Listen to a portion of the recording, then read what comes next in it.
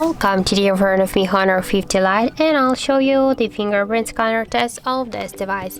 So just a couple of minutes ago I set up my fingerprint recognition here to the power key button, and now as can you see I can unlock the device with my fingerprint. So now I'll just make a couple of tries to unlock the device and we'll see how fast this unlock method is. So let's try. 1, 2, 3, 4, 5. So as can you see, the fingerprint unlock works really fast. Now I'll just show you that I just only simple touch the power button here.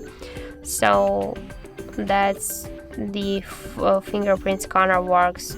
Normally here it unlock fast our device, so you don't need to just more power here just to press this button, so just with a simple touch.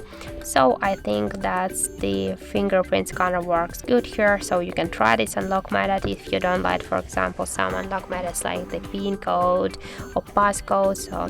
So you can try this unlock method, but don't forget that the fingerprint scanner less secure than the pin code and passcode pattern.